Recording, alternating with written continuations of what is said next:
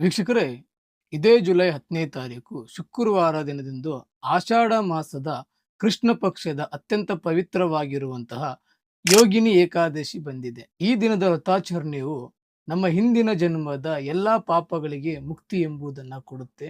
ಆರೋಗ್ಯದ ಸಮಸ್ಯೆಗಳು ಏನಾದರೂ ಇತ್ತಂದ್ರೆ ಎಲ್ಲವೂ ಸಹ ದೂರ ಆಗುತ್ತೆ. ಧನ ಧಾನ್ಯ ಎಂಬುದು ವೃದ್ಧಿಯಾಗುತ್ತೆ. ಆಧ್ಯಾತ್ಮಿಕ ಶಕ್ತಿ ಹೆಚ್ಚಾಗುವ ವಿಶೇಷ ದಿನವಾಗಿದೆ. ಬ್ರಹ್ಮ ವೈವರ್ತ ಪುರಾಣದ ಪ್ರಕಾರವಾಗಿ ಈ ದಿನ ಉಪವಾಸ ಮಾಡುವುದರಿಂದ 88,000 ಬ್ರಾಹ್ಮಣರಿಗೆ ಅನ್ನದಾನ ಮಾಡಿದಷ್ಟೇ ಪುಣ್ಯ ಎಂಬುದು ಸಿಗುತ್ತೆ. ಈ ದಿನ ಬ್ರಾಹ್ಮಿ ಮುಹೂರ್ತದಲ್ಲಿ ಎದ್ದು ಸ್ನಾನವನ್ನ ಮಾಡಿ ಹಳದಿ ಬಣ್ಣದ ಬಟ್ಟೆಯನ್ನು ಧರಿಸಿಕೊಂಡು ವಿಷ್ಣುವಿನ ಪೂಜೆಯನ್ನ ಮಾಡಿ. ವಿಷ್ಣುವಿನ ಪೂಜೆ ಮಾಡುವಂತಹ ಸಮಯದಲ್ಲಿ ವಿಷ್ಣು ಸಹಸ್ರನಾಮವನ್ನ ಕೇಳಿದ ನಂತರ ಓಂ ನಮೋ ಭಗವತೆ ವಾಸುದೇವಾಯ ನಮಃ ಈ ಮಂತ್ರವನ್ನ 108 ಬಾರಿ ಹೇಳಿ. ಈ ದಿನ ವಿಷ್ಣುವಿನ ಯಾವುದಾದರೂ ಒಂದು ಅವತಾರಕ್ಕೆ ತುಪ್ಪದ ದೀಪವನ್ನ ಹಚ್ಚಿ, ನಿಮ್ಮ ಕೈಲಿ ಆದರೆ ಅನ್ನದಾನವನ್ನ ಮಾಡಿ. ಈ ರೀತಿಯಿಂದ ಮಾಡುವುದರಿಂದ ವಿಷ್ಣುವಿನ ವಿಶೇಷ ಅನುಗ್ರಹ ಎಂಬುದು ನಿಮ್ಮ ಮೇಲೆ ಇರುತ್ತೆ. ನಿಮ್ಮ ಜೀವನದ ಎಲ್ಲಾ ಸಮಸ್ಯೆಗಳು ದೂರ ಆಗಿ ಜೀವನದಲ್ಲಿ ನೆಮ್ಮದಿ ಎಂಬುದು ಇರುತ್ತೆ.